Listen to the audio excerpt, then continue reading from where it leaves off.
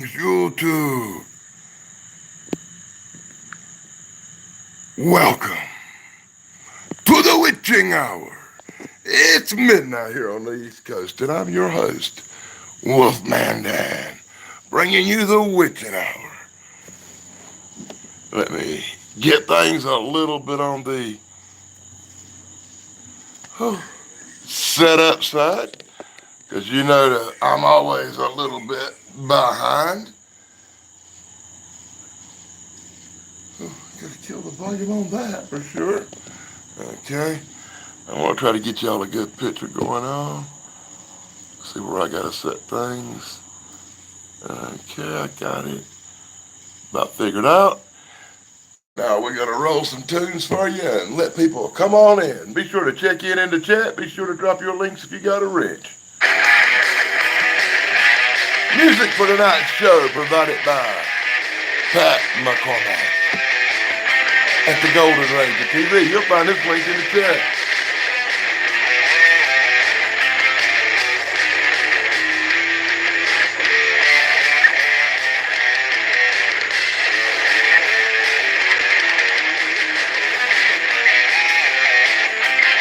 Kim Cleveland. Welcome, Jacob. I'm going to do a show about ancient aliens and UFOs, and I'm going to show a video tonight on the Witching Hour, something I don't normally do. Usually I just play some music and stuff, but there was a death in the family today, and it's been a real depressing day. Well, not my family, but my roommate's family. So I'm going to kick back tonight and do something different on the Witching Hour.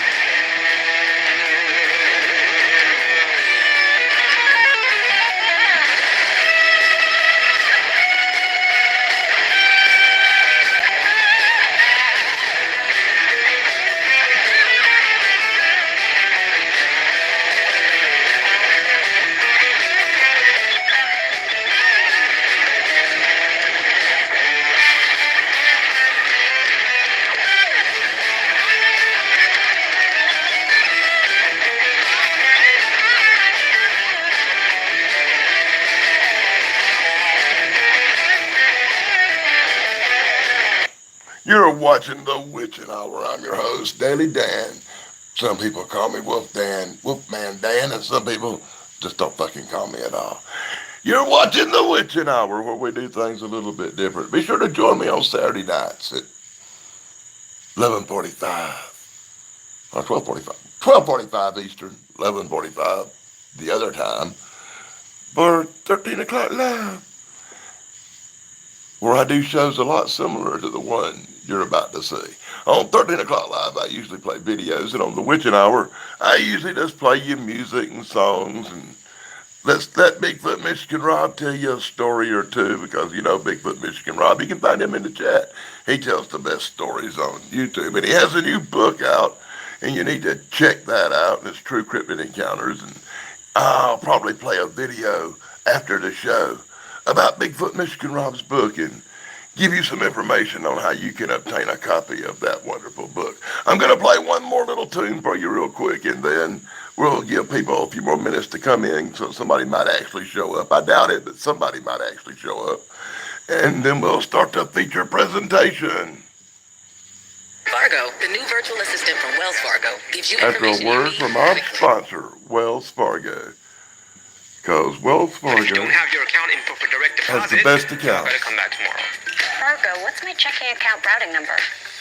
Be like her. Do you, Fargo? You can with Wells Fargo.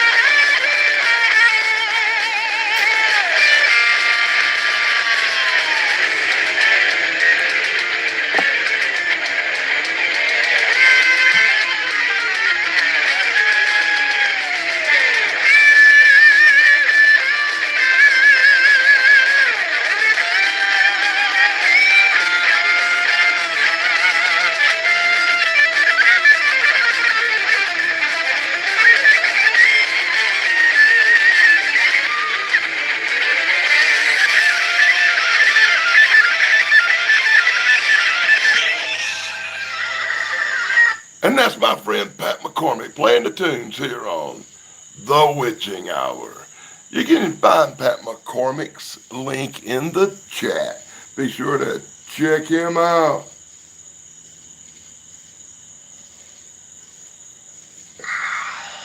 I'm I'm going to be pulling up this show and getting things started shortly. In fact, have been colonized by them. The strange. First, I want to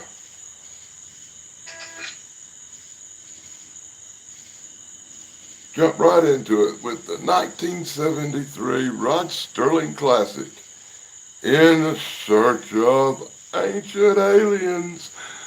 It's from 1973, so if anybody owns the material, please feel free to copyright claim this and get your little 12 cents. Just please don't block it.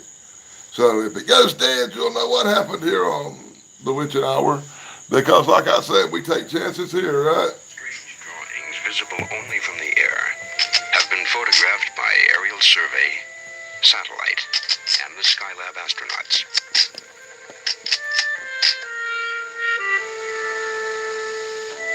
The lines at Nazca, when added to the evidence of other sites around the world, indicates that the Earth may not merely have been visited by ancient astronauts. It may, in fact, have been colonized by them. There are marks that have been left by past civilizations to indicate the presence on Earth of explorers who came across the divide of space.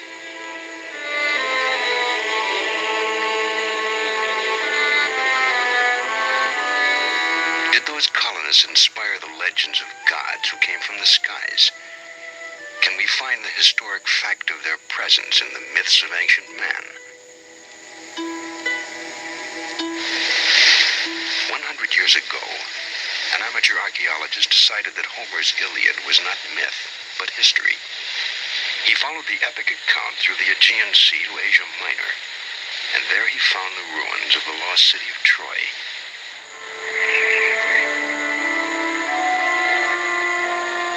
What other legendary places contain evidence that converts myth to history, that supports tales of events so far beyond the range of normal human experience they have for centuries been dismissed as allegory and legend?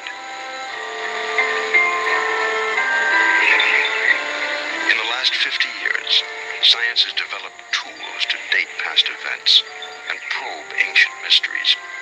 So we are finding that old accounts take on new meaning. If we look for evidence that the Earth has had visitors from outer space, the best book at this time we can use is the Bible once again. In the Bible, the Old Testament, the book of the prophet Ezekiel, gives us a very detailed account of a visit, actually of several visits of extraterrestrial beings to this Earth. As we left our tracks on the moon, so too must the ancient astronauts have set theirs on the Earth. If so, where is the evidence of their presence? Where are the artifacts they have left behind? Perhaps the clues are not all buried in the past. Gemini 7 here, Houston, how do you read? Loud and clear. 7, go ahead. Got bogey at 10 o'clock high. This is Houston. Say again, 7. So we have a bogey at 10 o'clock high. Roger. Gemini Control here again. The reference in that conversation was bogey. It was Borman who reported sighting the bogey. This is Gemini Control in Houston at 4 hours, 24 minutes into the flight. Bogey is the code word for an unidentified aircraft. But a bogey in space is almost beyond belief. Or is it?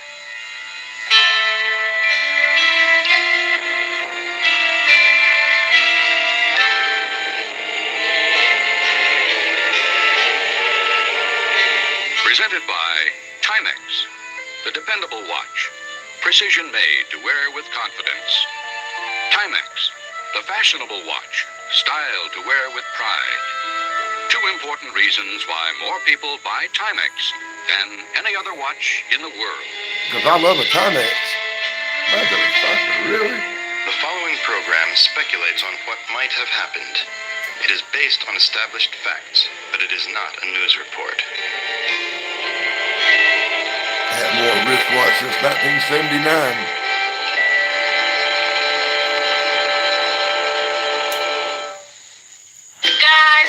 use Simha. Let's get into it. There's no health commercials, by the way, so we're just gonna go with it. That's what happens when you play sponsored material.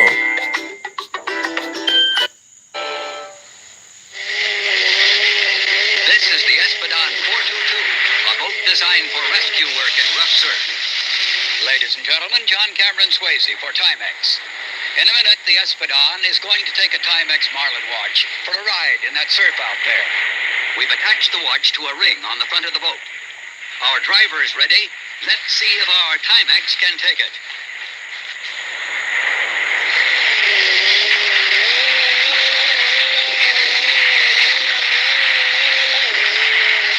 Every time that boat slams down, remember, our watch is right there.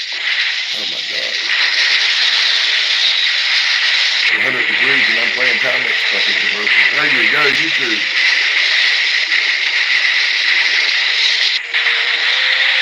I'm melting.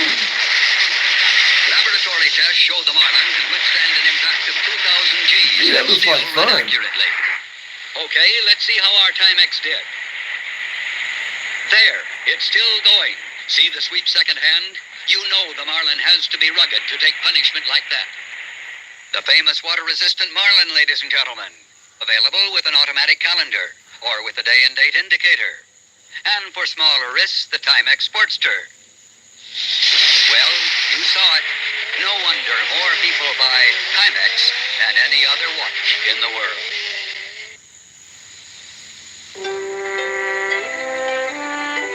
The sun in our heavens will burn for another 4 billion years. Then it will expand to a red giant.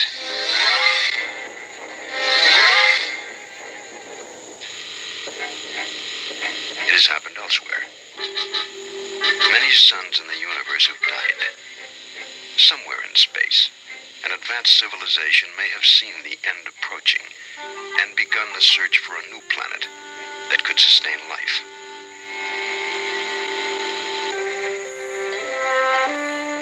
We have come of age in space. Our own explorations tell us it is possible that man-like creatures might have come here in their quest for a place to regenerate life.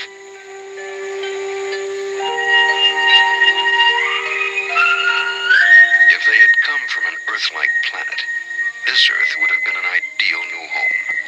And here they might have landed, in the mysterious Peruvian Andes, near a lake called Titicaca. From the shore, the outline of Titicaca has no pattern. Only when viewed from space does it take on the shape of a jaguar about to pounce. In the ancient language of the region, Titicaca means Stone of the Jaguar.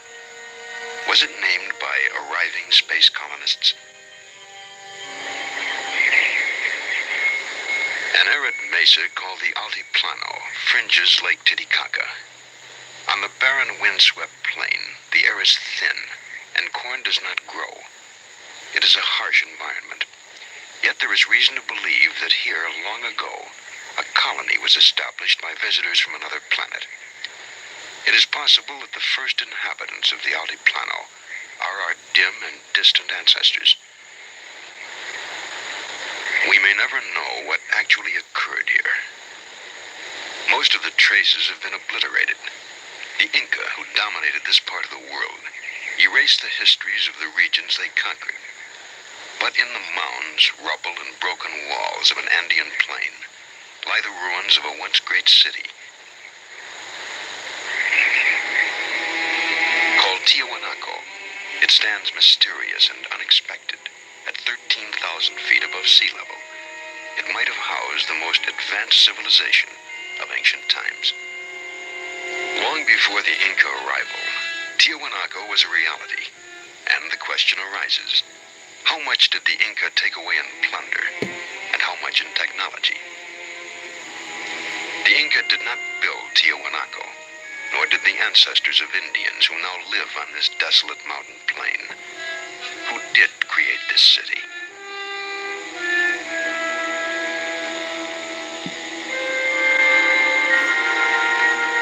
Estimates of its age range from 1,200 to 15,000 years old. Could Tiwanaku have been built by colonists possessed of a technology far more advanced than that of man? This subterranean temple is not unlike an anthropological museum or the trophy room of some big game hunter. The faces show a bewildering variety of shapes and expressions. Some are familiar, others alien, a range that covers the racial spectrum of man. Are these models of men or experimental designs for man?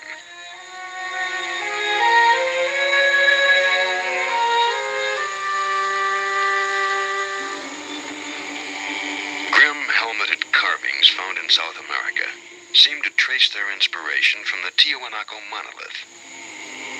In 1927, the carvings were interpreted as an account of the Earth's original capture of the moon. The theory was dismissed as nonsense, but after 7 Apollo flights, there has emerged a similar theory that the moon has wandered into our solar system, only to be captured by the Earth. Of all the mysteries at Tiwanaku, none loomed quite as large as a monolithic archway called the Gate of the Sun. Cut from a single block of andesite, it weighs at least 10 tons. Beyond the twin questions of how it got here and how it was cut by people who did not possess metal tools, is the mystery of the strange creatures that run across its face. For the carefully chiseled lines depict birds that never flew in the skies above the Earth. The most arresting features are the eyes, which are composed of still another creature. Figures barely discernible, but nonetheless familiar to us as space-helmeted astronauts. No less mysterious are the eyes of the god atop the arch. 2 tears are deeply etched into his cheeks, and no one can say why the sun god of Tiwanaku weeps. So it stands, a brooding, mysterious ruin, atop a desolate mountain plateau 13,000 feet in the air. Was it built by those who came to make a new home of planet Earth?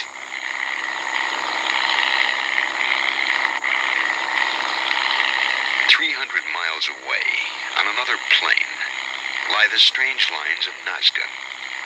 Nazca may have been a landing field, a base camp from which ancient astronauts took off to explore the planet they had found. Perhaps, but the lines at Nazca, which take shape only when viewed from the air, might have another function, one directly related to space and suborbital travel. For these lines, radiating in all directions, look not unlike the route maps of a modern-day airline. Do they point the way to other outposts on the Earth? A route map for the Earth's original colonists? If followed, where will they lead? One line pointing east leads to a remarkable, unexplained artifact 300 miles away.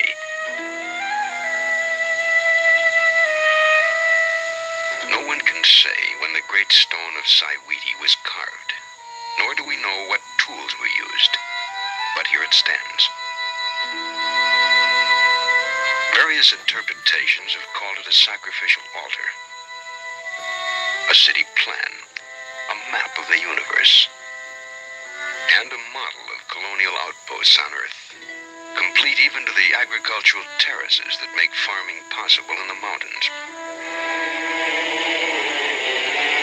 The terraces in the Peruvian Andes, for example, have been in continuous use for centuries. They reach upwards to the ruins of an ancient city, complete with temple, astronomical observatory, and a fortress to guard the crops. Did the founding colonists design these mountain stepping stones for settling the planet?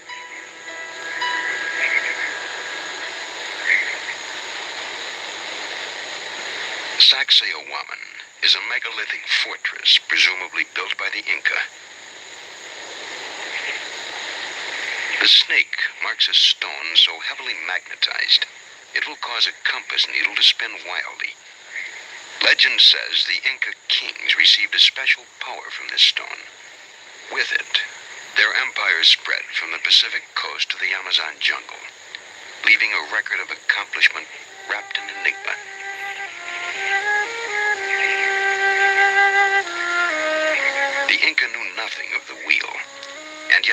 codes are still in use today.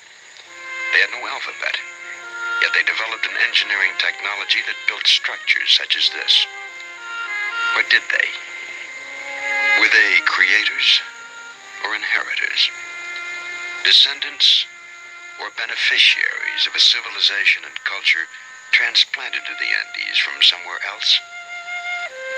Sacsayhuaman is built of enormous blocks of stone, cut and beveled to fit together with micrometer accuracy. No one has even a clue as to how these blocks, some weighing more than 100 tons, were quarried, shaped, transported, and set into place. 35 feet underwater and 1,000 yards off the northern shore of the island of Bimini in the Caribbean, there is another wall.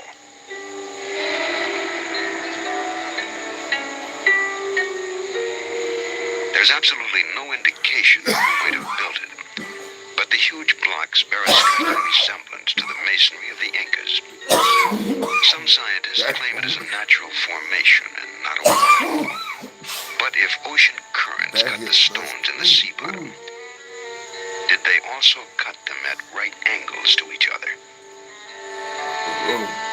The Bimini Wall is but one of many mysteries in the Caribbean region known as the Bermuda Triangle. Here, ships and planes vanish under circumstances that defy all logical explanation.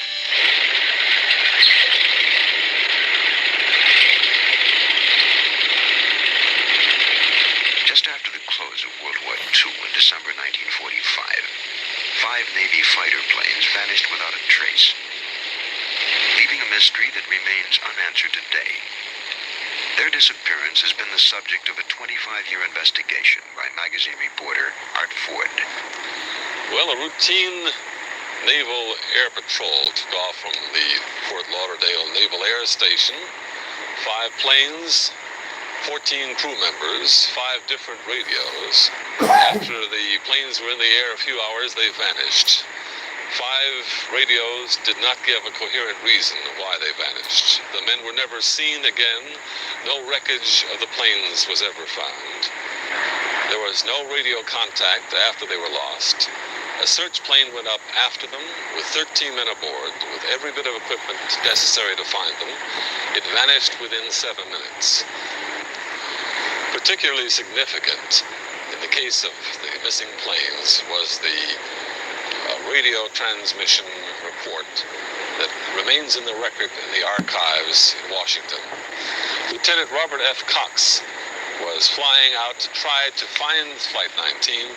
He said on the radio, "What is your present altitude? I will fly south to meet you." And Taylor, who commanded Flight 19, replied, "Don't come after me."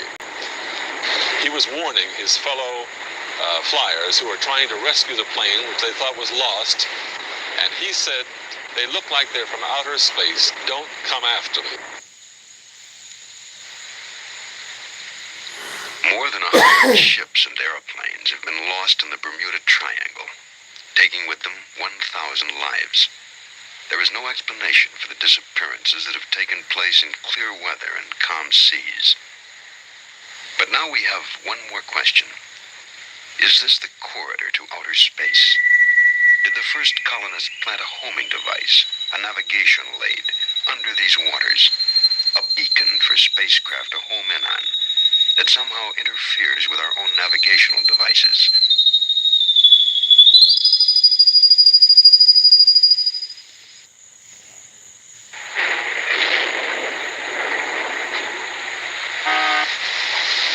Hey, George, need a lift? No thanks, Bob. Allison's going to pick me up. Okay.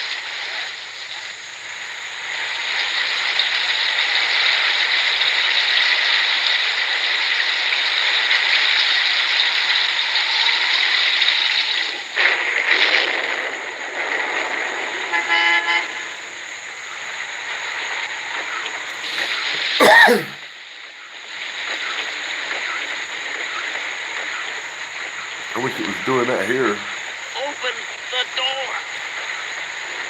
Sorry, honey. I'm sorry, Johnny. My watch stopped. She should have had a Timex. Forgot to wind it again, Alice. Yeah, I know. Here, Alice, maybe this will help. Oh, George, a new watch. Not just a watch, Alice. An electric Timex, Alice. You never have to wind it, Alice. It won't stop on you because you forgot to wind it, Alice. Maybe you'll be on time from now on, Alice. Oh, thank you, George. George, do you have the time? For as little as $30, you can give your wife an electric Timex. It just might make your life a whole lot easier. I love that commercial. I thought In the it was beginning, funny. the Earth was a place of violent geologic change. Volcanoes thrust mountains upward. Islands were created and destroyed in the violent birth pangs of our world. In this same underwater volcanic cauldron, life may have had its beginnings. The principal basis of life is protein. The process by which life might have originated from inert chemicals is the subject of experiments by Dr. Sidney Fox at the Institute of Molecular Evolution at the University of Miami. What's happening here is a splashing on a hot zone where the temperature is above the boiling point of water of a mixture of amino acids, water, and other volatile material. At this temperature, the water vaporizes, the volatile material leaves, and the small amino acid molecules join together to form long protein-like molecules. These protein-like molecules, or as we call them proteinoids, upon simple contact with water in the laboratory, produce what is a kind of minimal cell. The product of Dr. Fox's experiments, cells born in the test tube. They challenge all traditional concepts of life on Earth.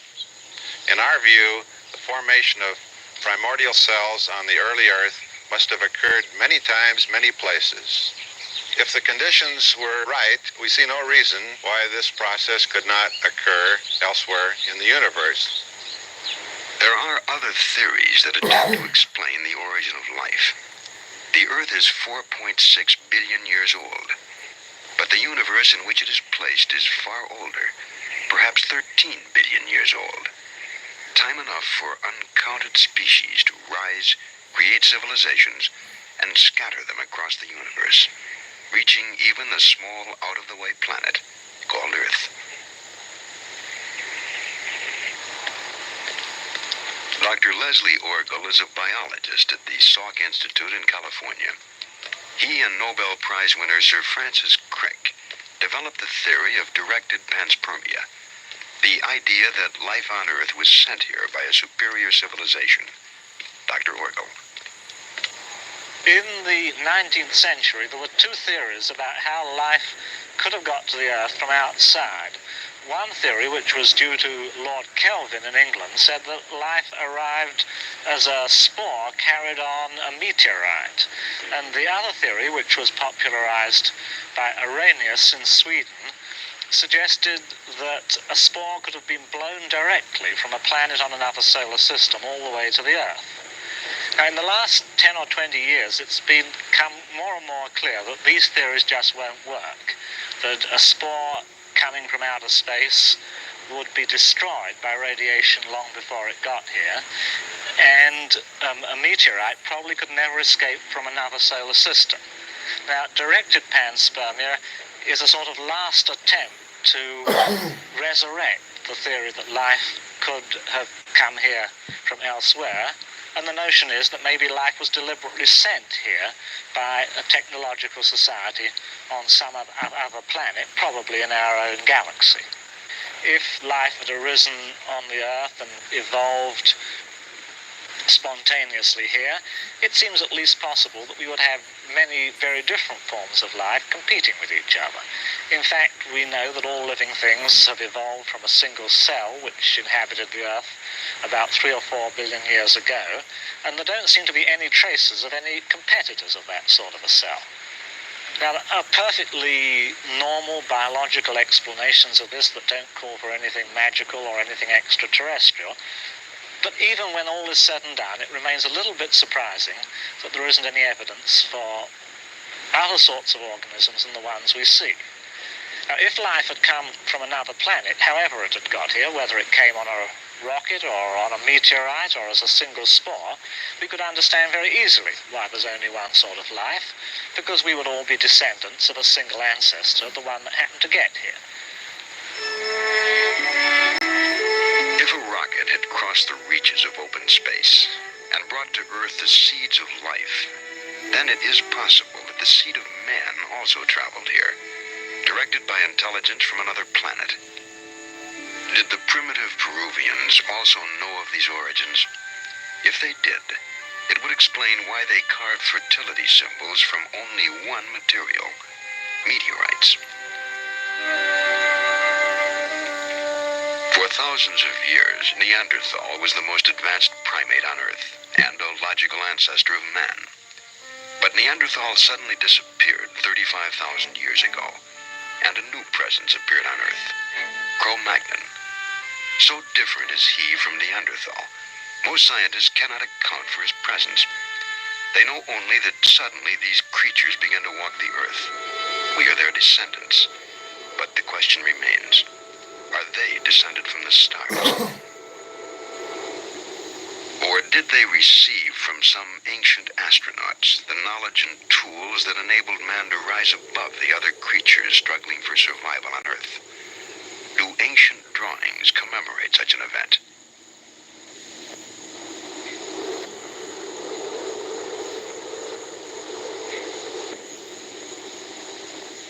Furrows in the California desert are merely scratches when seen from ground level. But from the air, they take on astonishing shapes. They were formed by men who lived here thousands of years ago. Men who could not possibly have sculpted these images without some direction from an observer high in the sky. All over the world, men have cut, shaped, and gouged the earth to create images that could only be seen from the heavens. Thousands of years ago, someone carved remarkable earth drawings on the English hillsides. Were they placed there in tribute to some distant forebearer who came from space? Is that why man first turned his eyes upward toward the gods, in search of his primal beginnings, and in the process began to question and learn of the gigantic forces at work in the universe? Is that how man's first science, astronomy, came into being?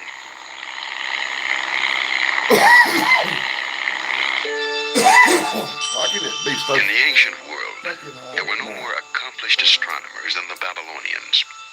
Their cuneiform tablets mark the phases of Venus, the 4 moons of Jupiter, and the satellites of Saturn. None of these bodies or events can be seen without a telescope, a device invented 3,000 years after the tablets were carved. In the shadow of the Acropolis stands a 2,000-year-old observatory called the Tower of the Winds. Among the best preserved of all classical Greek buildings, the tower had frustrated archaeologists for years with the mystery of what it once had held. An early Greek text spoke of an astronomical clock mounted inside the tower. But how did it work? What did it look like?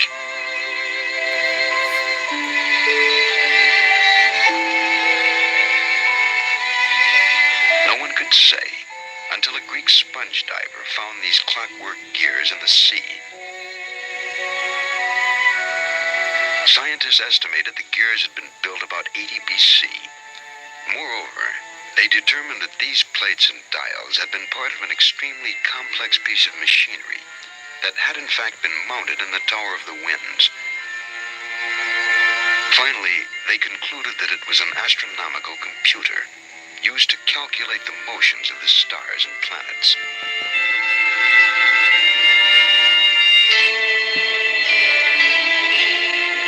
A stone circle crowned Sacsayhuaman.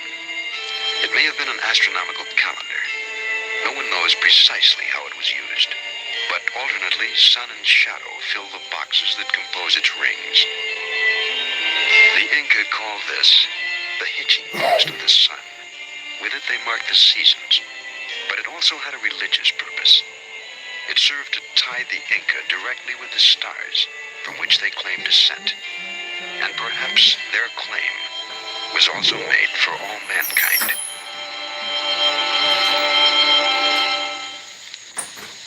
रतार्जः तदृजा मण्डलगं सर्जां लोकोऽथ एष एतस्मिन् मण्डले. To some scholars, the world's oldest source of wisdom is in India. This chant is part of a spoken encyclopedia called the Veda. It is at least 5,000 years old and may represent the oldest body of technical knowledge known to man, with references to television, atomic energy, and interplanetary travel. Committed to paper 400 years ago, it is still the target of intensive research by scholars such as Padmasri Sivaramamurthy, the director of the National Museum of India. In ancient India, as all over the world, they had a desire to travel in the sky. We have the aerial car of the god of light Surya mentioned in the Rig Veda itself. We have also the Pushpaka Vimana, the wonderful aeroplane that could carry any number mentioned in the Ramayana. A real aerial car managed by an engine. The rishis could transport themselves to any planet that they wanted because of their siddhi. A force known as Sidli was said to exist in the world of the ancients.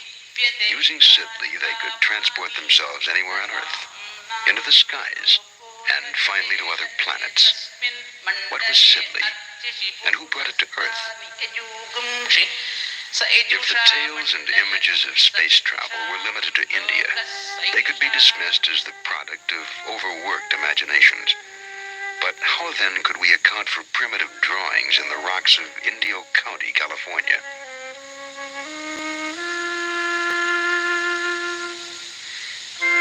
In the 20th century, we accept the existence of spacecraft. What event could possibly have inspired this 14,000-year-old drawing of a spaceship landing on the Earth? On a rocky plain in the Andes called Toro Muerto, hundreds of petroglyphs depict the same scene.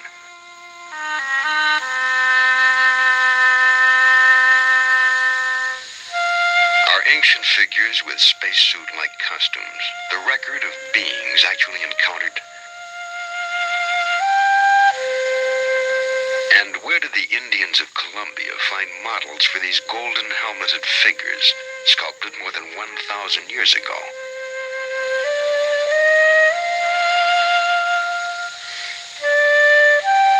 The same people molded these golden objects, which look startlingly like a modern delta-wing jet fighter plane.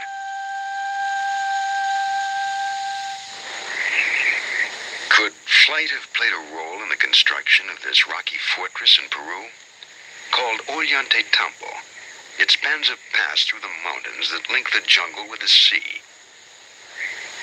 The Inca builders were accomplished stonemasons who built a chain of fortresses across the Andes. Nowhere is there an explanation for the technology used to carry enormous pink slabs, each one more than 60 tons, from this mountain where they were quarried, across the river and valley, and then 10,000 feet up the face of Ollantaytambo.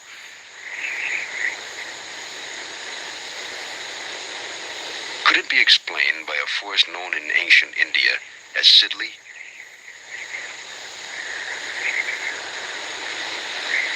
Cusco, once the capital of the Inca Empire, is a mixture of Spanish and Inca architecture.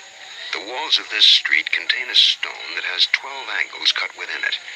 So tightly do the stones fit that no mortar was ever used to join them together, and not even a knife blade can be slipped between the joints. The wall once formed a part of an Inca temple of the sun.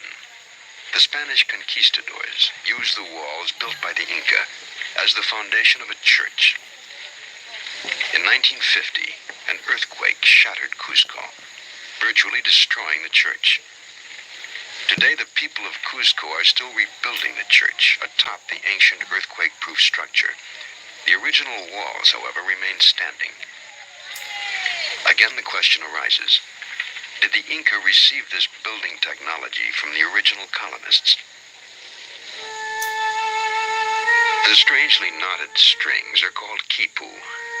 No one today can read them. But when the Spaniards first came to Peru, the Inca kings would call upon their rememberers who would consult the quipu and account for every kernel of corn and man, woman, and child in the empire. But the quipu were more than a numerical accounting system, for with it an accomplished rememberer could call forth epic poems, historic dates, and events. The nuts show how the decimal system was used in the quipu, but added to them were colored threads that offered subtle nuances and shades of meaning that are forever lost to us. So sophisticated was the quipu, however, that some investigators believe it was the Inca version of a computer punch card.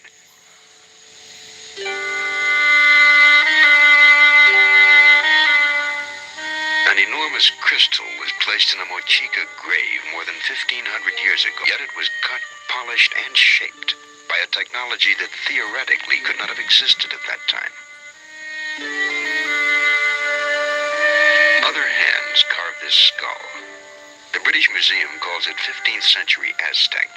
But why would the Aztecs, who never created naturalistic art, suddenly render in crystal a skull? The bead is turquoise, another extremely hard gemstone. It is 1,700 years old and was probably part of a necklace or bracelet.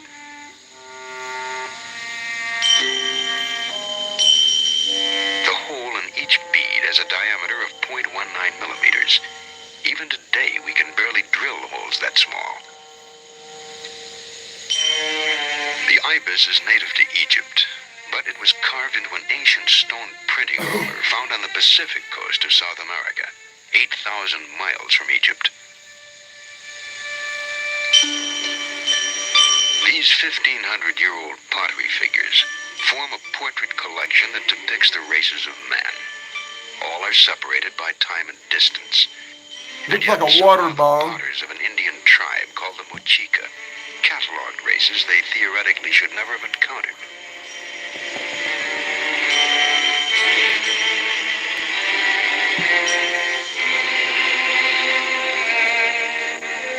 I'd smoke out of them bad boys. The pillar was forged 1,700 years ago in India.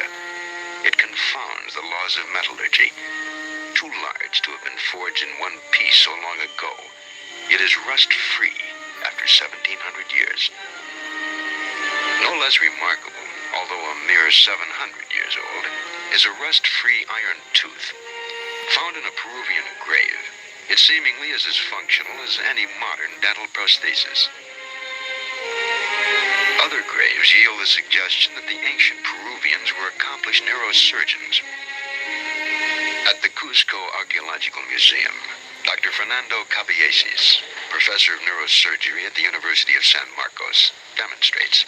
These skulls here are just a very small sample of the tremendous amount of skulls that were found in the graves of the ancient Peruvians.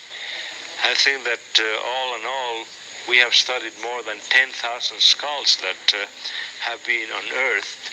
Now, these are some of the instruments that they used. This is called the tumi knife, which was used this way just to open the scalp.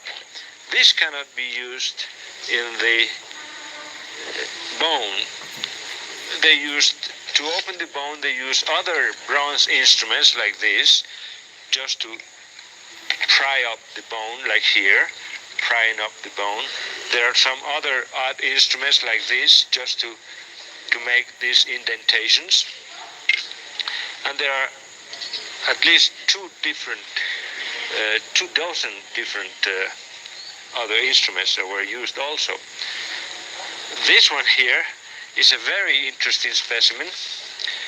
It shows a very persistent surgeon. You find here that This man suffered 4 operations, and he survived every one of them. Either it was a very sick man or a very persistent individual who operated on them. But he was a very good technician because after all, these areas, especially these 2 openings, are right over very, very dangerous sites that even right now, with all the techniques that we use now, we would just be very much afraid of operating in these sites. And this man really survived these operations. In Calca, near Cusco, where about, I would say, 85% of these skulls show healed trephanations.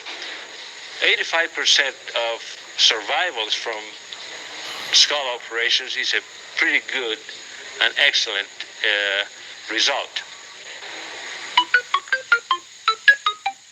At the Yerkes Regional Primate Center, scientists implant monkeys with electrodes.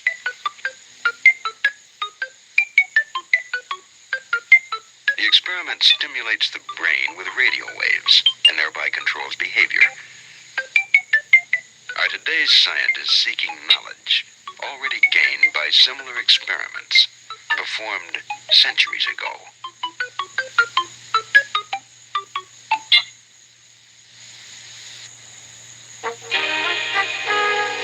Why do more people buy Timex than any other watch in the world? One reason is the electronic Timex. Put one on your wrist and you'll never have to wind a watch again. Because a tiny replaceable energy cell provides power for a full year. And instead of being expensive like many electronic watches, the electronic Timex costs as little as $25. And it's available in a variety of styles. It's even available in a style you can use as a clock. It's an electronic Timex in a high-impact styrene case with a 24-hour time ring. It has a special adhesive fabric, so you can use it on the dash of a car, a boat, or in a private plane. Or you can use it as a desk clock. You can even remove it from its case and wear it as a wristwatch. It costs only $25. Or if you'd rather have an electronic Timex with an automatic calendar, there are several styles you can choose from only $30.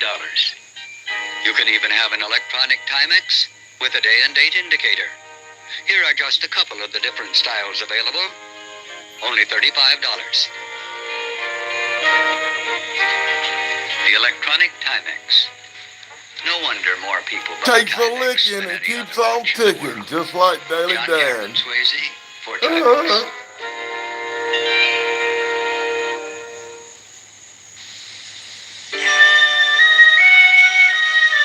In 1947, a Bedouin boy found the first of the Dead Sea Scrolls in the caves of Qumran. At least 2,200 years old, they bring us closer to the original Bible than any other source, and contain clear references to holy ones descending from the heavens. While biblical scholars study the scrolls for their theological implications, other scientists have looked to the Bible for evidence of extraterrestrial visits to the Earth. An aerospace engineer at NASA's Marshall Space Flight Center, Joseph Blumrich, has found in the visions of Ezekiel a technical description of a spaceship. The prophet Ezekiel describes 4 encounters with spaceships. At first he saw clouds, fire, and he heard noise coming out from the sky out of the north. And as they approached, apparently it came rather quite in his direction. He observed what he calls living creatures. What Ezekiel calls the living creatures had straight legs and round feet, or calf's feet sometimes they're called. And it was the description of these landing legs that made me take the book of Ezekiel serious from an engineering point of view.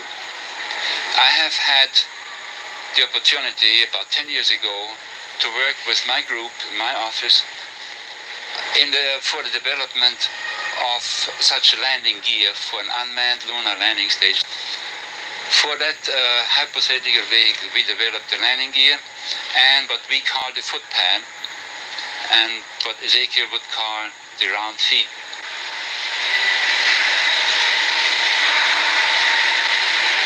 Translating Ezekiel into engineering terms, Mr. Blumrich had these artist sketches made of a landing vehicle supported by 4 helicopter units. One of the interesting examples of Ezekiel's ability to observe and to describe are the faces he sees on these living creatures. He sees 4 of them, an oxen, an eagle, a man, and so on. They are located at the top of these helicopter units, and consequently they contribute to his impression of having some living creatures in front of him. What they actually are is quite interesting. Now, some helicopters, and particularly in this case this one, needs protection, just some hood around to protect them against dust or weather and so on. And such sheet metal structures will have cutouts, will have humps in order to accommodate levers or rods which are below them. And they do have they may have the distinct appearance of faces. We have a number of such face-like structures, like for instance the Gemini capsule. Then we have very interesting feature that looks like a monster, and every one of the audience will remember to have seen faces in rocks, in old trees and tree stumps.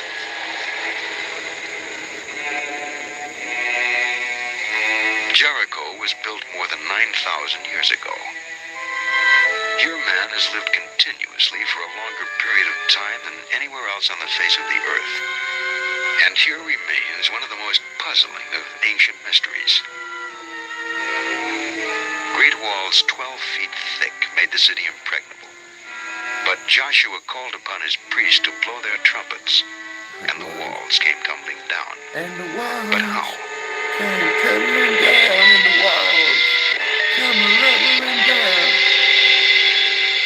One theory holds that an earthquake tumbled the walls of Jericho.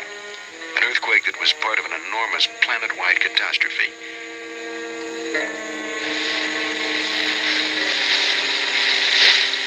Around the world are indications of great disasters that might have caused the gods, themselves colonists on an alien planet, to flee impending doom.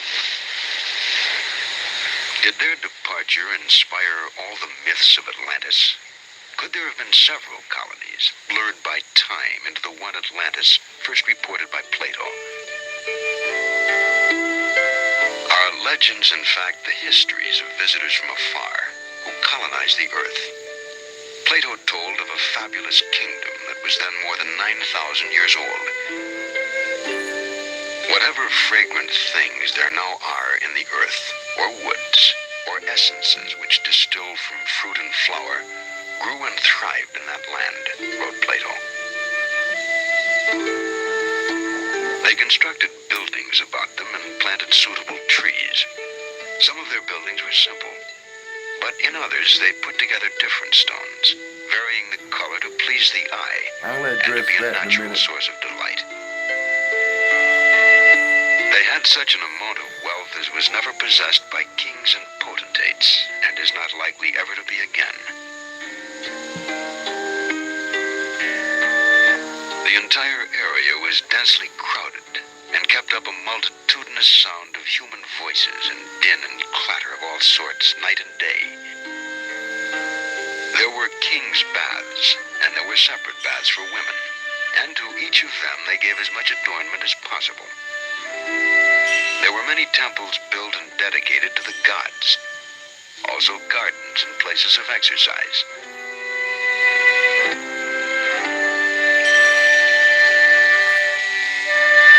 Over the centuries, the people of Atlantis apparently succumbed to the greed that seems eventually to afflict all civilizations. Their actions must have angered the gods, for Plato tells of Zeus calling them together to inflict punishment upon Atlantis. And when he had called them together, he spake as follows. And here Plato ends his tale in mid-sentence. But the people of Atlantis had been warned, and and they fled the island in haste.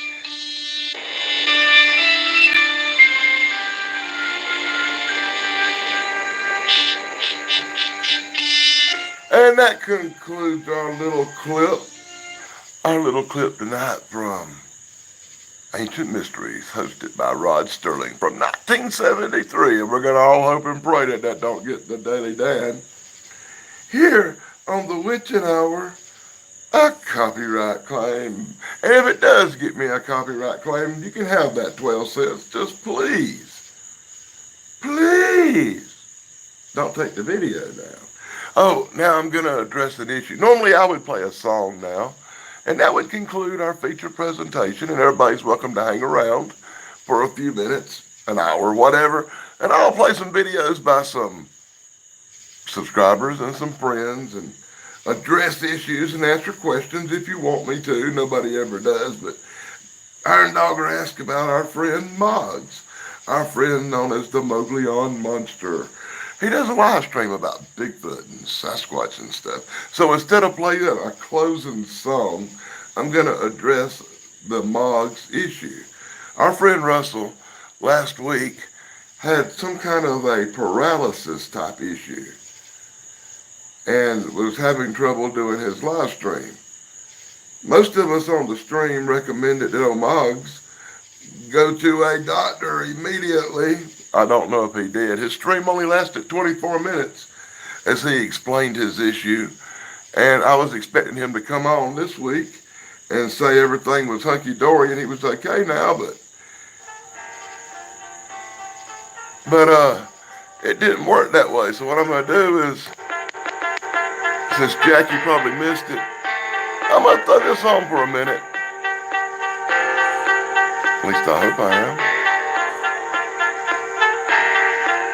I'm going to throw this on for a minute and play a couple of seconds of Moggs' stream so he can explain it better than me as what's going on with him. And I wish him all the best. Hey, what's up, everybody? Moglion Monster here, and welcome to Why the Fascination, or WTF, as we've come to call it. Good to see everybody in chat already. Stevie B will not be with us tonight. I don't know how much longer I'm going to be here. I'm here. She's here, but she's not going to be on camera. Yeah, it seems that between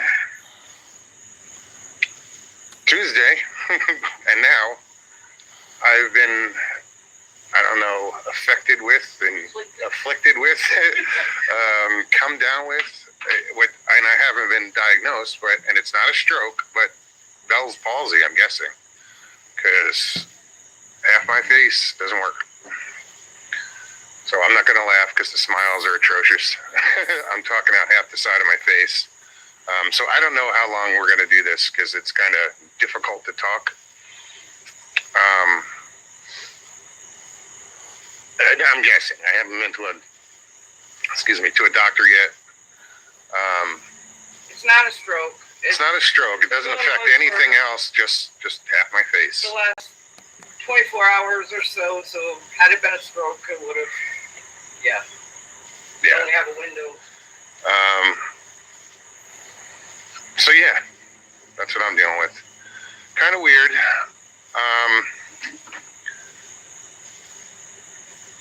So I wasn't sure what we were going to do tonight. You know, like I said, you can see, I mean, this eyebrow is raised. This one won't even fucking move.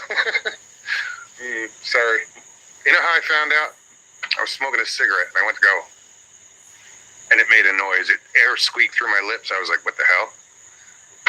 And it's because it's getting worse, you know, slowly. But I am on antibiotics, kind of self-prescribed. We had them, and we're going to run, you know, I'm going to do this course of antibiotics and see what happens, you know. I'm not being stupid or anything. It's just, this just happened. Mom had that years ago.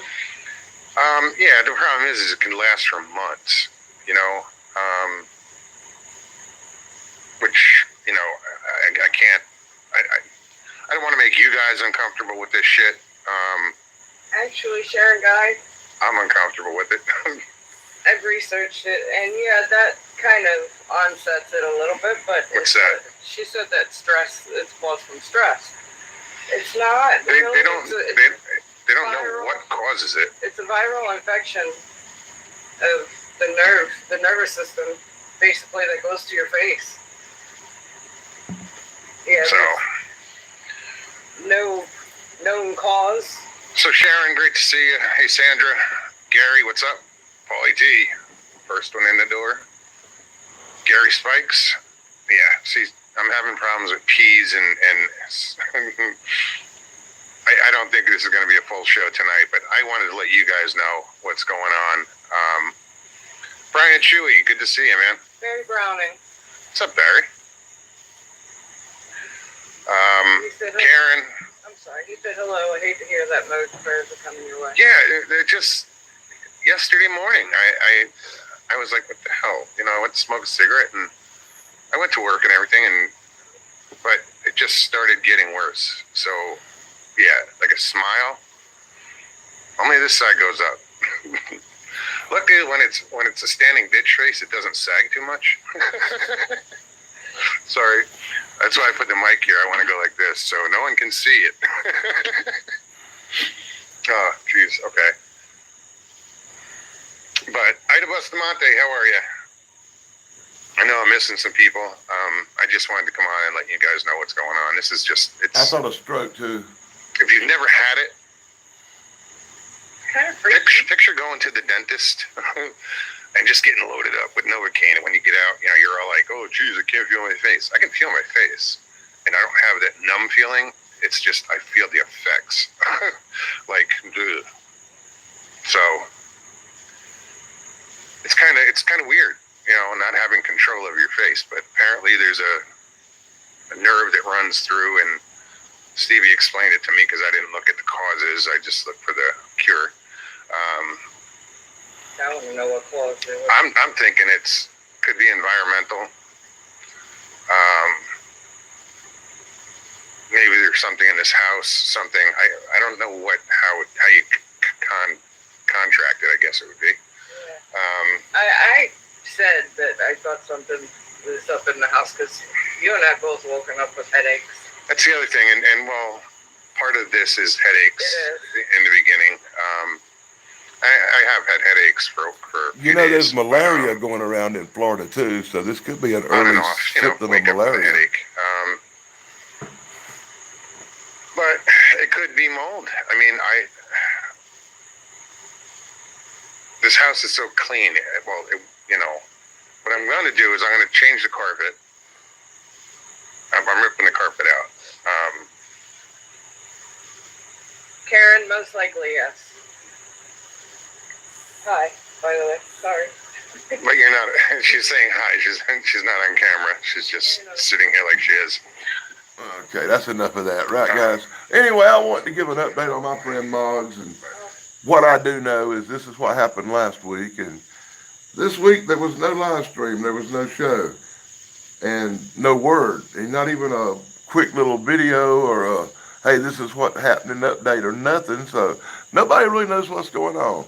And you know, Moggs is kind of a special guy to me, because it was like 4 years ago when I first started making videos, first started even doing anything on YouTube involving Bigfoot, because I'd always been a paranormal investigator. I just didn't put my stuff on YouTube. And when I first started putting my stuff on YouTube, he was one of the first ones who actually invited me to come on his show, you know. And I went on his live stream, and it was the very first live stream Danny Dan ever appeared on. First time I ever went on a live stream and talked to the world, I was really nervous, and he made it really easy. So a special shout out to Moggs, and I want everybody to send him your prayers and give him a subscribe. And if you hear anything, please let the Daily Dan know. So Iron Dogger, I hope that answered your question about what was going on. By the way, Iron Dogger, I saw that video you put up. What was it? The one where you were, or was it a live stream? Where you were at the Alaska State Fair. And I'm going to actually play a few minutes of that because I thought it was one of the coolest things I've ever saw. This is from Iron Dogger's channel. You'll find that link in the chat, and if she wants to drop it, she can. And we're going to let her show you some Alaska State Fair stuff because we show videos from all the cool people here on the Witching Hour. Right off her channel, a live stream from the Alaska State Fair. A look at something you don't hardly ever get to see.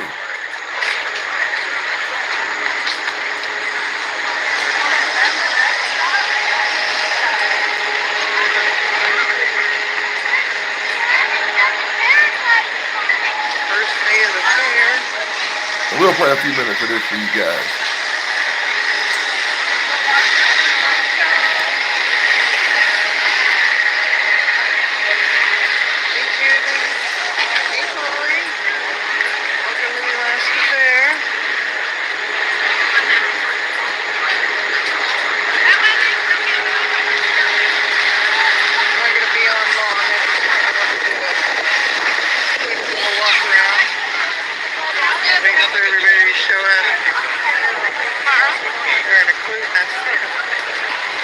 Driving in from Anchorage.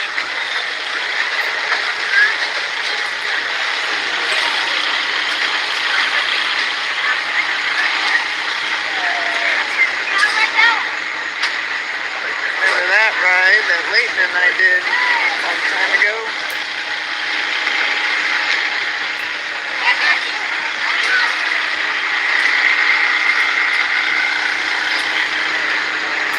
There's all the food area down this line. Well, this is going to make me hungry, isn't it?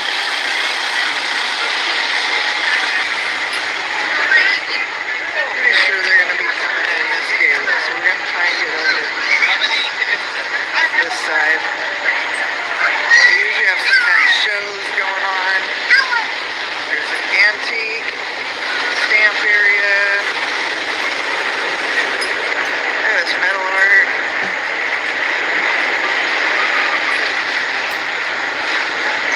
Wow. That's pretty. Beautiful cheese.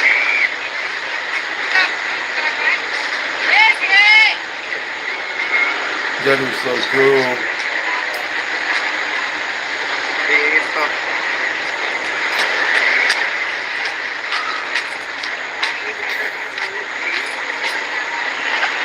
We're gonna have to rent us a scooter mobile. I'll probably get one of those. I am not gonna be able to walk this whole thing. There's the scooter rentals. I might do that. I don't know. We'll see. But I like doing wheelers. I got it down. Oh man, that's Bob. Hi, Bob. That is so cool.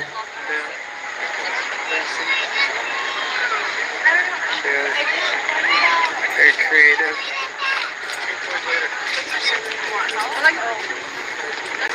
The best kettle corn ever.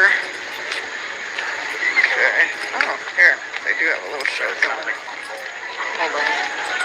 Here's where Mom and Ro are going to be coming in.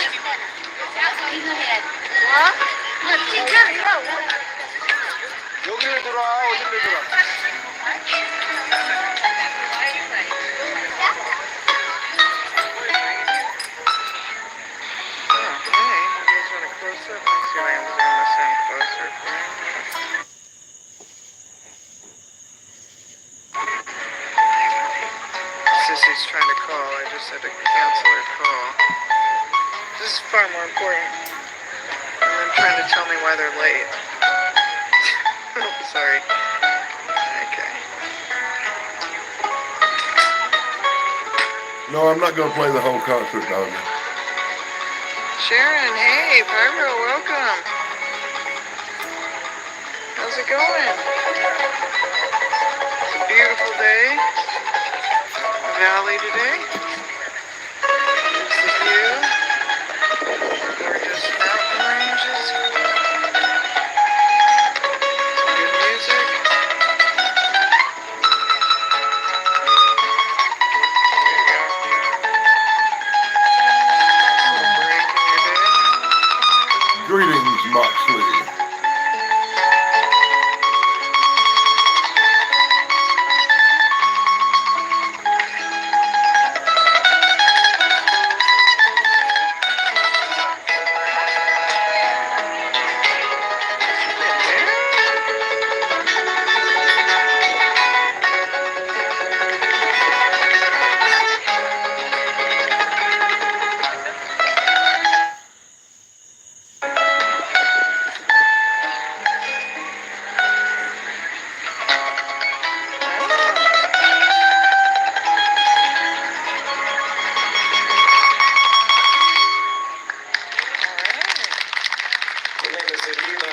And that was Aaron Dauber giving us a quick look at the Alaskan State Fair. If you want to see that whole video, you're going to have to go over to her channel and check it out. And you'll find that link in the chat here on the Witching Hour. I also saw my friend Eric in the chat. You know Eric from Paranormal Highway. And I want to recommend everybody checks out Eric from Paranormal Highway. You'll find that link in the chat. And I'm sure somebody will drop it. And Iron Dogger, feel free to drop your link again so everybody can pick up your stuff. As I search really quick for a live stream from Paranormal Highway. And since we were doing UFO stuff and all that tonight, I thought I'd play a few minutes. It's a hard choice to make. Because I really want to play a few minutes of the Aurora, Texas UFO thing you'd done, Eric, but I'm going to have to go off on the Cribbers tonight. You know, and play a clip from the show that Daddy Dan was on. You know, because I'm self-promoting asshole or something.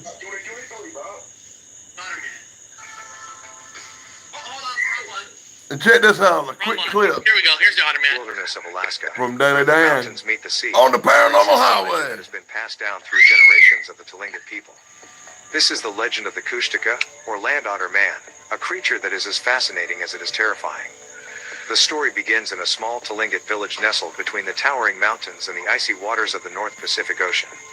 The villagers lived in harmony with nature, respecting the land and its creatures. But there was one creature they feared above all others, the Kushtaka. According to Tlingit lore, the Kushtaka are shape-shifting creatures that can take the form of both man and otter. They are said to be malevolent beings with a sinister purpose, to trap the souls of their victims and prevent them from reincarnating. Like a Wendigo. One winter, a young Tlingit hunter named Kale ventured out into the wilderness. He was a brave and skilled hunter, but on this day, he found himself lost in a blizzard. As the cold seeped into his bones and his vision blurred, he saw a group of men approaching him. They looked like his kinsmen and offered to help him. Relieved, Kale followed them, not knowing that they were Kushtaka in disguise. They led him deeper into the wilderness, and as the snow fell around them, they revealed their true form. Kale fought bravely, but the Kushtaka overpowered him. They tore him to pieces, trapping his soul and preventing it from reincarnating. Back in the village, Kale's disappearance was a mystery. But when the elders heard of the group of men who had led him away, they knew that the Kushtaka were to blame. From that day forward, the villagers lived in fear of the Kushtaka, always careful not to wander too far from home. Despite the terror they inspire, the Kushtaka are also said to have a softer side. Some stories tell of Kushtaka helping lost individuals, guiding them back to their homes instead of leading them astray. But whether they are saviors or soul stealers, one thing is certain: the legend of the Kushtaka continues to be a chilling part of Alaska's rich tapestry of folklore. So, if you ever find yourself lost in the Alaskan wilderness and a group of men offer to guide you, be wary. For they might not be men at all, but the shape-shifting Kushtaka, ready to trap your soul for all eternity. So on one end, it sounds a lot like the Wendigo. The Wendigo, yeah, but on the west side. But it said it can bring people back to their house safely. So what's up with that? Where do you find these videos I can't never find? Hey, I got my secrets. I find stuff nobody ever heard of. Yeah, it sounds like the Wendigo, but on the west. It would be the same mythology story about not going to the forest alone. Exactly as Harley says about on more of the Algonquin area there, and then over here they have the Otter Man. Yeah, sounds like the same story. I wonder if he'll eat peanut butter. Doubt it. You think it is the same story? Maybe from Quebec all the way to Alaska, to kind of just like molted, or I don't know, folklore. You have to put yourselves in the shoes of the First Nation people, seeing those explorers coming in, and like for a Wendigo, it was a Jesuit that came into a village. But what was the scariest way to scare those Jesuits that were scared of everything? Well, tell them a story. Tell them the scariest story that you have in your folklore. back then. So the other man was probably a part of those tribes' folklore and decided to, well, exaggerate it a bit to scare them off. Yeah. I actually put up a First Nations video of a dance they do about Bigfoot from back in the day, and you can see that on my channel, and that just shows how far back these legends go. And there actually is one about the Wendigo with a horn dancer and stuff. I may put that up next week. Yeah, it's same myth stories. But now, Dr. Wu, you're the one who picked Otterman. What was intriguing about the Otterman for you? Well, it's fascinating because I spent a lot of my time, I was in Japan, I was in East Timor, Indonesia doing archaeology, I was in all those places, and they have the same kind of mythology stories as in, when you go, like, when I was in East Timor, it was a war-torn place. It's a small little part of one island fought the entire Islam nation that came in and fought, but they won. They were Catholic, well, a type of Catholic. But they had these things called a tay. And a tay was a tree that was upside down, like the roots are sticking out, and stuck into the ground. They would bring offerings to it daily. A little bit of rice, a little bit of food. They would always, and I had to ask them, why are those people offering like food to this upside down tree in this weird spot? They said, because it's like a cork and it keeps the animal spirits in the ground. And as long as you keep the earth, like these animal, evil, whatever dark spirits, it keeps them corked in the ground with these upside down trees. And I go, oh, and so describe to me what these, the animals they describe, these demonish things are almost identical to the stories of the Wendigo and the Otterman. And the same thing in Japan when I was there, they're animists. Animists, which are indigenous peoples, a lot of them are animists, which means every object that you see around you has, in fact, a spirit in it. Rocks, trees, the land itself, everything. You can create an idol, whatever, and it will be possessed, as an animist goes, with a dark spirit, or not a dark spirit, but just a spirit in general. And you have to always be, not be careful, but be vigilant and not be rude and not spit on a rock on a trail, just out of anger. Just spit on the rock because they're animists. You can't do that. And I know that the indigenous peoples are the same way. And so these stories about these dark animal spirits that come from the ground up, I was privy to hear the information on other cultures across the other side of the pond, and it's almost identical. It's like, wow. So I gotta say this. So they're really offended when you take a poop in the woods, right? You can. When I was in Indonesia, no, that's a good question, by the way. That's not bad. That's actually legit, because I had to ask that. When you've been having some adak or you're drinking or whatever, and you're gonna relieve yourself. They say always ask permission and say and give a slight humble apology, and then relieve yourself. Oh my God. And walk away with the respect of that area. You have to let them know this is not your intention of malice. You're just taking a leak. And I remember them telling me, the elders said this, wherever you go, you could be peeing on somebody that's buried, or you could be peeing on an object that is possessed. You could be peeing on something that you always ask permission and say thank you when you're done. That's a good question, dude. I had to ask that because I didn't want to piss anything off. One of the things I noticed that Harley does on every paranormal investigation that Harley does, he always says thank you when someone answers him. Oh, yeah. Proper, he's always polite. And he doesn't get, I don't know, Harley, if you ever got like harm, but you get less harm because you always say thank you when they answer you. Yeah, that's the curious thing that's happened on this stream so far. As I found out, Amelia and Dr. Wu think exactly alike. Well, guess what? We are now moving over to Danny Statton. What he thinks is his mythical creature that scares him. And it's a group. It's the lizard people. Yes. It's the lizard people. And I got a cute video, I guess you could say, kind of cartoonish. Well, let's be specific. There's a lizard man, which is a cryptid in South Carolina, and that's in Bishopville, where they consider it like a Bigfoot, a cryptid monster that really exists. And then there's the lizard people. And the lizard people are reptilians from possibly a different planet or a hollow earth, but they're the ones that really kind of frighten me because legendary, they like to make hamburger out of people. Jessica Jones did a real good show last night, and she was talking about these human-eating creatures, and you might want to check that out if you want. Danny, the first video is of the lizard people, but then I got a shocking video. Shocking! It's gonna shock everybody. Seeing a woman gets molded by the lizard man. Well, let's check out the lizard people first. Bizarre conspiracy theories today. Ancient, blood-sucking lizard people disguised as humans who secretly rule the world. Where did this bizarre theory start? And is there any chance that it's all true? Let's find out in today's episode of...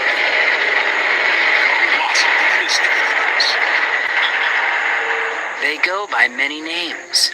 Anunnaki, Dracarians, or reptilian humanoids, but most refer to them simply as the lizard people. That's them. And we're gonna play the rest. But Bob, some evil mother. Oh, I can't say that. But Bob, what's the royal family? What type of lizard people are they? I gotta be careful because they talk about. They're gonna let you back in England if you talk too much, Luke. Yeah, well, they talk about the Rh negative bloods. It's a specific blood. You have 98% of the population on the entire planet or flat Earth or whatever, the back of the turtle, whatever your custom is Rh positive blood types. The Rh negative blood types are the ones that what's his name in England goes after and says if they're all lizard people. Rh negative people. I got to be careful because I'm an Rh negative. Me too. Yeah. No, I don't want to go all the way in on that freaking thing because then I'll be the only one on the panel that's an O. Because I'm an O negative. I don't know what that means. I'm an O negative. I'm an O negative as well. Gotta be careful. Let's hear the rest of this. This conspiracy sounds like something right out of science fiction.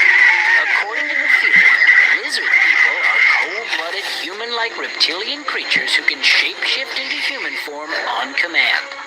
Many kings, queens, world leaders, and celebrities count among their ranks, and they supposedly use their ability to gain power and influence in governments and business all across the globe. Donald Trump? Believers tend to look for a few telltale signs. Red hair, green eyes, good hearing, red hair, unexplained... Oh, Bob, we're screwed. We're screwed. And my daughter has green eyes. My daughter does have green eyes. Scars are all considered hints that a prominent person might be a lizard in disguise. They supposedly came to Earth. Talk about a scar? Wow, I actually have a small scar here. Now, the story is I flew out of a car as a baby and hit a rock. But I got a scar here. Yeah, you do have a scar in your head. It's funny when you talk about people being lizards. I don't think about Bob and Eric. I think about Nancy Pelosi. She's part of it too. From the star system Alpha Draconis and lurk in the underground layers, always plotting to overthrow humanity. Some even suggest these ravenous reptiles survive by sucking the blood of unsuspecting victims. It sounds less like fact. What's that, Danny? Now they eat you like in that movie V. You know how in the movie V, aliens that pull back, they're really reptiles or lizard people. Yes. Swirls and just swallow them whole. Well, human is the other red meat. And they tried to tell you this in the 60s with soft disclosure. The people who wrote the Twilight Zone, they had this show where How to Serve Man. Are you familiar with it? And How to Serve Man was a cookbook. And they tried to tell us this in the 60s, but nobody listened. Well, let's hear more about the lizard people. A little bit more like... Oh, hold on. Harley wanted to say something. Makes me think because they were worshiping a star, and this Sunday I'm going to investigate the site of a former cult that roamed in certain parts of the world in the mid-'80s and the '90s. The Order of the Solar Temple. I don't know if you heard about them.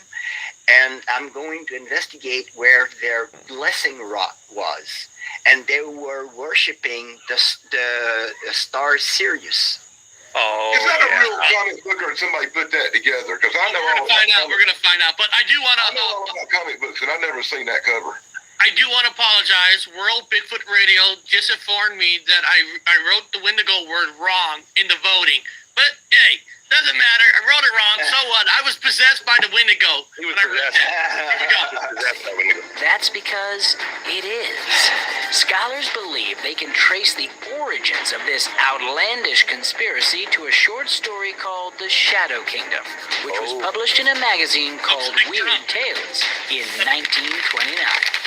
In this story, there's an ancient, almost extinct race of reptilian humanoids who rule the world from the shadows, using their magic to disguise themselves as any person they want.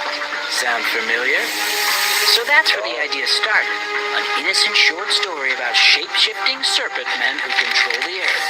But how did it go from science fiction to all-out conspiracy theory? You can thank a man named David Icke for that. Yeah, my hero, yay! A celebrity conspiracy theorist.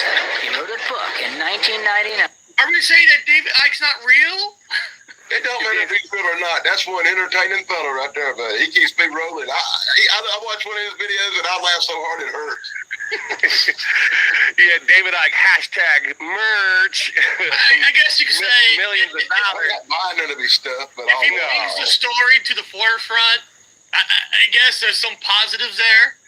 Yeah. At the end of the day, people are going to make money off any stories. Well, How many people make money off the Wendigo and Otterman? They already are. CJ Faison just bought a farm and makes believe to everyone that wants to go investigate it that it's haunted. Smart, man. And if you want to check out more of my appearance on Paranormal Highway, you'll have to go to the Paranormal Highway channel and look it up and watch that full video.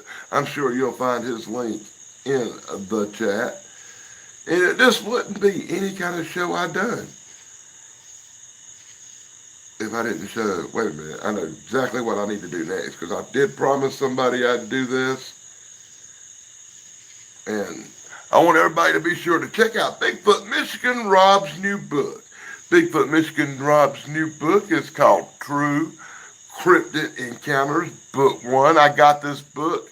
It is a great book. And I want everybody to check out this real quick. Hold on, come on, really?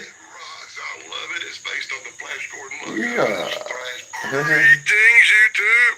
Danny Staten here on the Daily Dan blog. God, am I excited. I'm having a good week for getting packages through the mail. I want to give a special shout out to my friend Thrash Pondo Pons. Hey, I got your new shirt, brother. It rocks. I love it. It's based on the Flash Gordon logo, but it's Thrash Pondo Pons. You know Thrash Pondo Pons? You can find him here on YouTube. He saved every one of us. Yeah, he did. And my friend Dave Sunstorm sent me some really cool stuff. Check this out. I got the Rewind magazine, the cool one with the Partridge Family. I've been trying to win a subscription to this magazine for a year. It's driving me crazy. And he sent me the Don Knotts collection. Yes, he did. Oh, I can't wait to sit back Sunday and enjoy all the really cool Don Knotts movies. But we're here for something different today. I still ain't got to see them movies yet. Live. That's right. My excitement boils over for this one. This is something I'm really excited about. Oh yeah, a special shout out to Mr. Blondie. Mr. Blondie sent me UFOs and flying saucers. I'll have to check that book out too, but this is the book I want to get into. So let's do a live opening.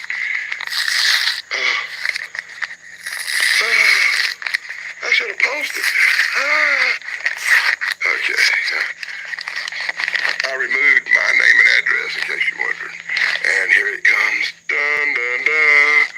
Oh my God, it's True Cryptid Encounters, Book 1, the new book by my friend, Bigfoot Michigan Rob.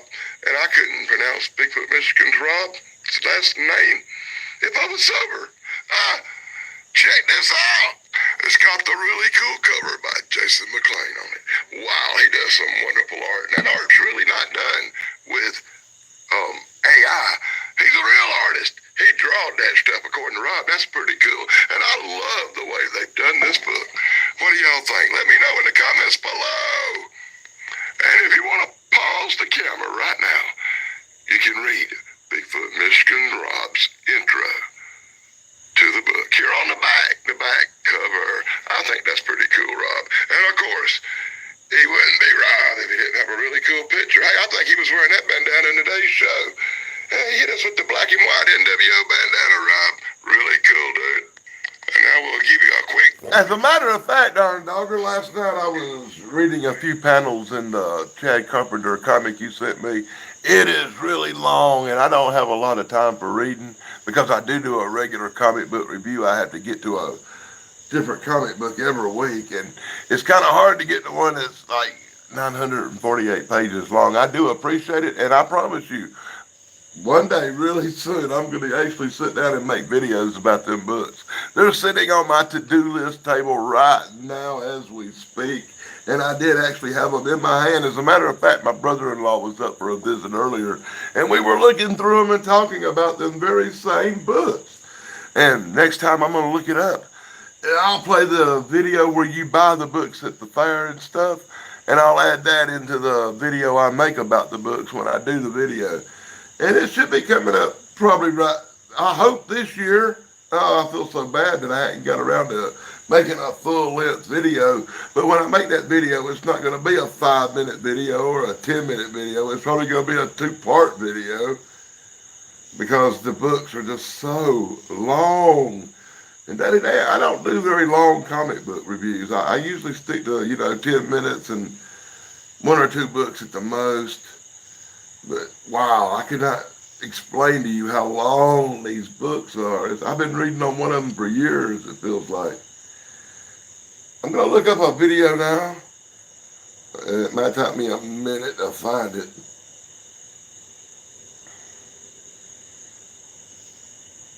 But since I'm doing UFOs and ancient aliens, and I want to do a video by my buddy at Bigfoot, Michigan, Rob, I thought I'd throw a UFO sightings video. Usually Rob doing the Bigfoot videos, Rob doing the Dogman videos, Rob doing the cryptid videos. But Rob did do a couple of UFO videos. And since I was doing the ancient aliens thing tonight, I thought I'd let Rob tell us about a UFO encounter over Lake Michigan.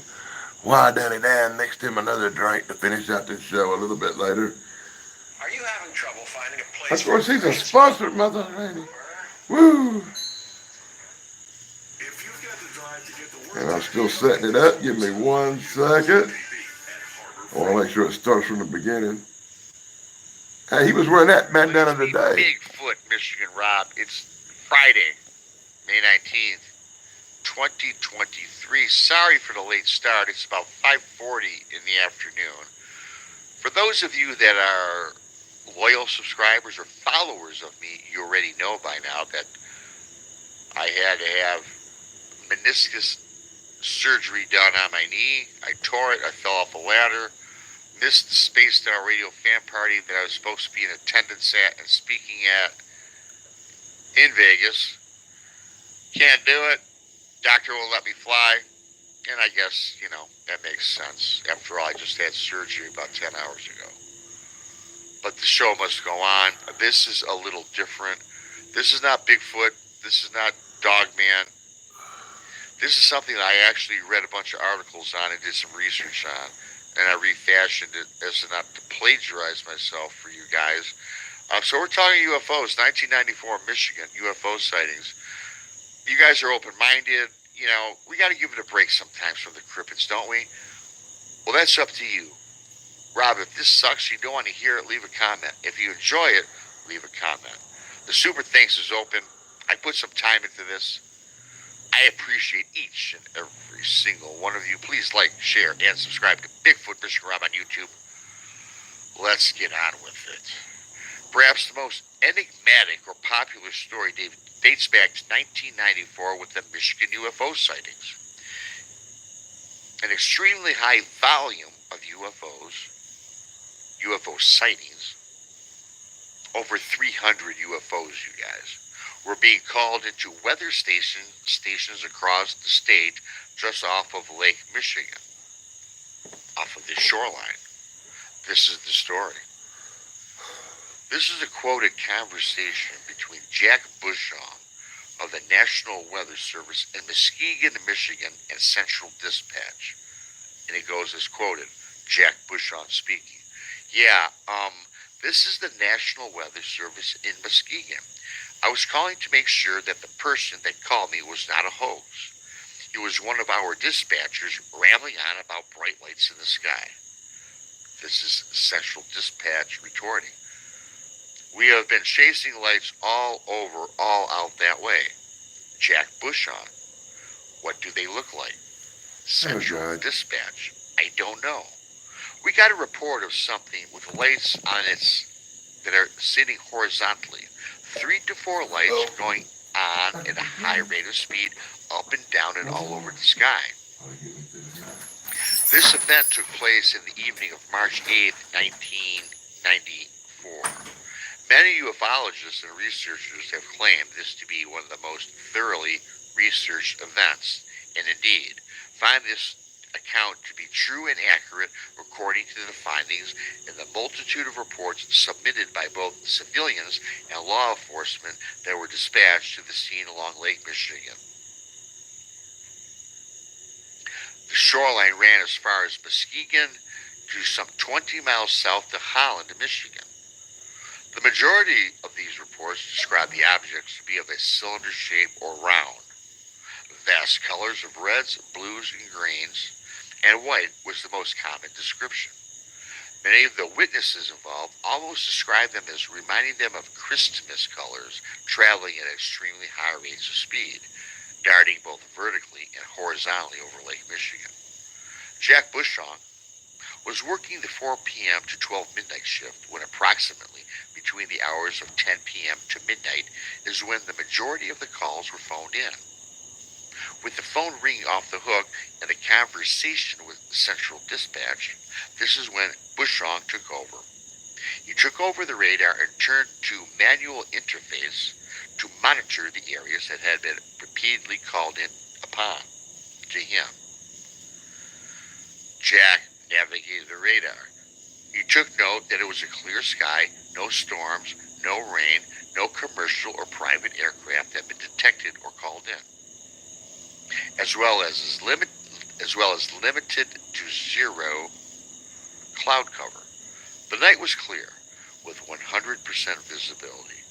Then he saw the very first object come into view on the radar. It was a round shape that hovered approximately 5,000 feet above ground, and it was traveling at a speed of 100 miles per hour. Then the same object started to dart upwards or vertically to heights of 10,000 to 20,000 feet in a matter of seconds. At one point, quotes Jack, the object soared to well over 60,000 feet. The extreme case and the extreme ease and fluidity of the apparent craft moved gradually and had Mr. Bushong staring in amazement and awe.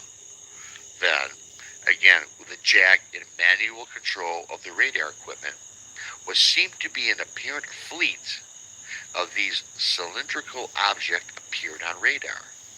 They seemed to take a formation of what appeared to be that of a triangular shape. The radar picked up these objects as being 4 abreast of each other, keeping tightly in formation, about 20 feet apart, keeping the triangular shape hovering in the sky. There seemed to be up to 10 or 12 fleets of the hovering craft that began to flood his radar. Again, with 4 craft compromising the triangular pattern, when all of a sudden the UFOs separated about 20 miles of each other and began their ascension upwards to 40,000 to 60,000 feet. Speeds now surpassed 100 miles per hour. All the squadrons started darting to the southern edge of the Michigan Triangle, where they all hovered together. Now, you guys, there's a Michigan Triangle in the Great Lakes on Lake Michigan. I don't know the coordinates, but there is one out there, much like the Bermuda Triangle, a lot of shipwrecks and things of that nature. I'm not getting into that at this point.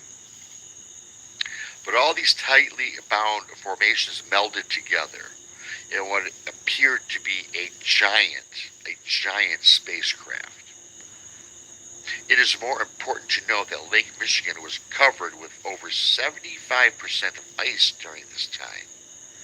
The spot where these craft were hovering was directly above one of the few spots on the lake that was totally melted. The upward darting into the sky stopped as the armada just seemed to hover above the melted part of the lake, now down to about 5,000 feet. Then the giant blip on the radar vanished from controls. Across this 20-mile span that this phenomenon took place, and after months of investigation, most air traffic controllers, weather hubs, and other specialized scientific outlets confirmed and reported almost identical data. Most ufologists conclude with the heavy data and the similarities of this night's events do believe that on March 8th in 1994 over Lake Michigan that something otherworldly took place. The sheer speed, the angles, and the falling off radar is a technology that we do not know of. It does not exist within our own Navy or Air Force. Bill Konakaleski, director of the Michigan chapter of MUFON, which is the Mutual UFO Network, states that this is the biggest event ever to be investigated by the organization. It is said that MUFON, usually up to 80% of the time, can come up to a logical explanation of UFO phenomena. This case, however, up until even today, cannot be explained. This is just one of the many mysteries of Michigan, and probably the most noteworthy. If you are into all things strange, mysterious, and unexplained, plan a trip to Michigan and do some investigations. In conclusion, the one thing that baffles me the most is the formulation of one of the giant craft that falls off the radar over the melted part of Lake Michigan. During this entire story, we heard about the darting upwards on many different altitudes at high rates of speed. It just vanishes? I do find that to be odd, you guys. Early on, I wrote about the deep military underground bases that we do have in Michigan. This is not speculation, but fact. It is there. It's for real. Is there a reason why this secluded or the section of Lake Michigan was melted? Again, as I mentioned earlier, there was like an expanse. The entire Lake Michigan was 75% frozen. Where these craft hovered over, there was a melted out area where the water was flowing. Could this be a dumb, deep underground military base? If not ours, perhaps is it alien? Well, I don't have the answer to that, you guys. I will tell you this, somebody knows. This is food for thought. I thought it was a fantastic reading. The Michigan UFO Encounters, 1994. What we had was a plethora of craft, hundreds of aircraft. They form together. They make one huge armada, which ends up turning into one big craft. Then all of a sudden, you guys, it darts down into the melted part of Lake Michigan and vanishes. Are there aliens? Are there alien bases in Lake Michigan? I would speculate that there probably are. I've heard of them being in Lake Superior and all over the Great Lakes. In fact, for those of you that live in Michigan, or live in Michigan, the Great Lakes do provide a lot of fantastic ufology, a lot of UFO sightings. I believe this took place. I hope you enjoyed it. Again, recovering from surgery, this Bigfoot Michigan Rob, leave a comment. Should I do more of these, or you want me to stick with the cryptids? But I'm going to publish this. I hope you liked it. I love you all. Thank you once again for subscribing. And that's Bigfoot Michigan Rob, my favorite storyteller. You'll find Bigfoot Michigan's link in my chat. I just put it there myself. And I want to stress that anybody with a wrench, feel free to drop your link in the chat. I believe everybody should grow their channels. I believe we're all one big family here. And check out this real quick. Now I'm just going to go off subject. I don't even know if I should play this or not.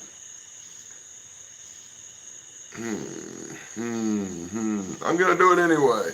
This is a Bigfoot Native American ritual. that I just picked up. Check this out real quick.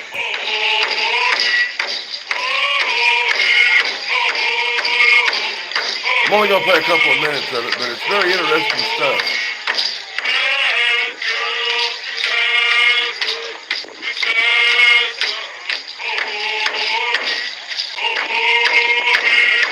From the First Nations tribe, an actual ritual dance for Sasquatch and his family.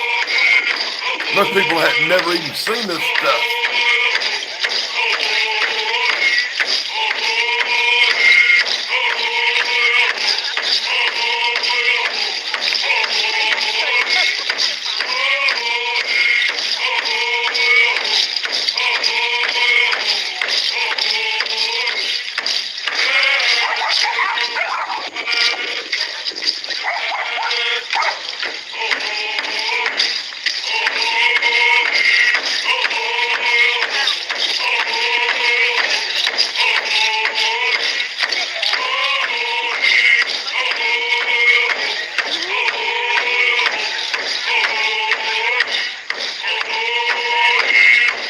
No, I love it.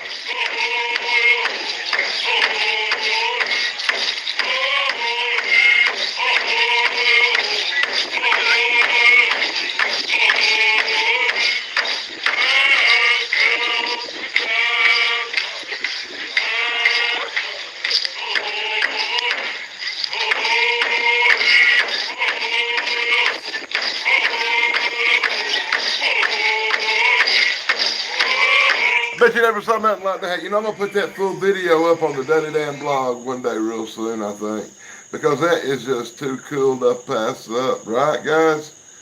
I had to throw that in there because I thought it was just really cool.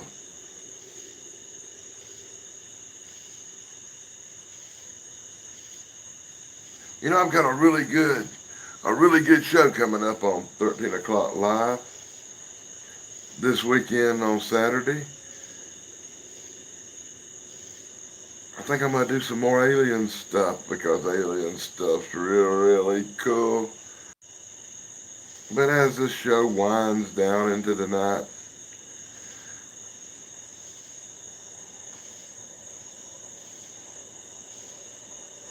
even though I shouldn't do it, I think I'm going to do it anyway. And play this one song that Daddy Dan can't seem to get out of his mind for some reason. This song haunts me every day. This song sticks with me.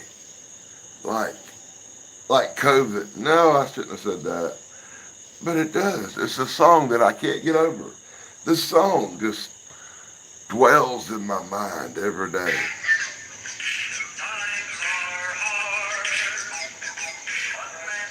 Hold on for a minute. Really?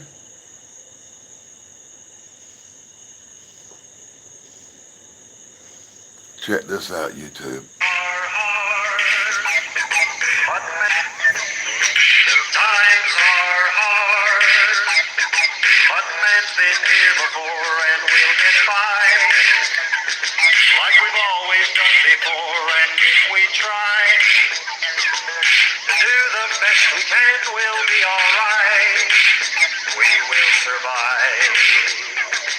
The universe, as far as we can see, goes far beyond us. And our fails and victories are just illusions and reminders to do the best we can while we're here.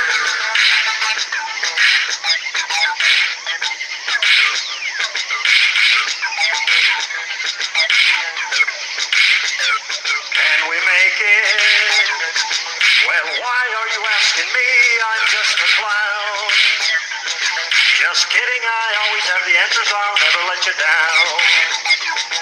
The answer is yes, we can. The universe, as far as we can see, goes far beyond us. And our fails and victories are just illusions and reminders to do the best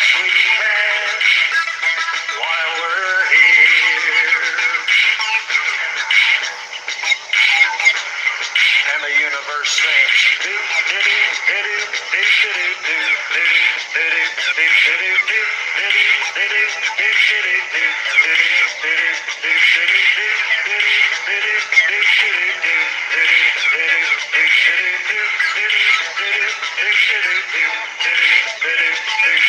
every time that music plays, I want to sing and dance.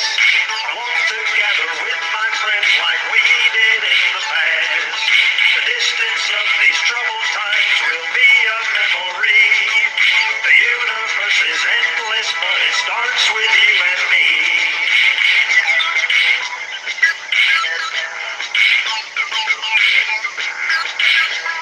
That is the song that haunts Daily Dan's nights.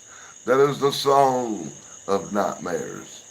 That is the song that messes with me. I can't get over that song. That song always messes with my mind. For some reason, I have dreams about that freaking song. And I appreciate everybody joining me. Be sure to like, subscribe, and ring the bell. Now in South Carolina, way down yonder, there's a big old critter that likes to wander around my backyard sometimes late at night. Well, it ain't no beaver, bobcat, or bear, 'cause he's 8 foot tall and covered in hair, and the first time I seen him, he gave me quite a fright. Well, he eats from my garden and pees in my grass, and he stings like a skunk mixed with grizzly bear ass, and he scares my cats when they smell him come around. Well, he spends his time peeking around trees, and he thinks what he wants, and he does what he please, like scratching his butt and making a grunting sound. Sasquatch, Sasquatch, knocking on the trees, chucking rocks and screaming like a troop of chimpanzees. Sasquatch, Sasquatch, running around my place. Are you the missing link, or are you from outer space?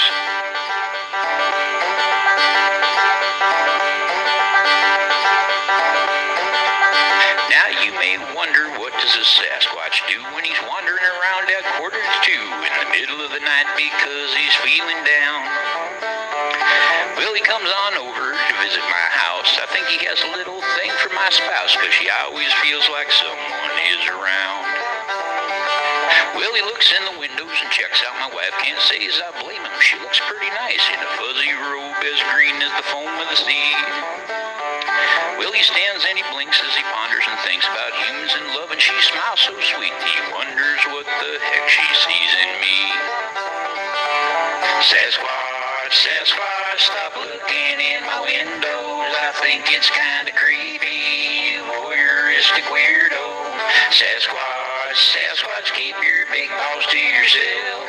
And you got a lady Sasquatch to raise your Sasquatch whelps.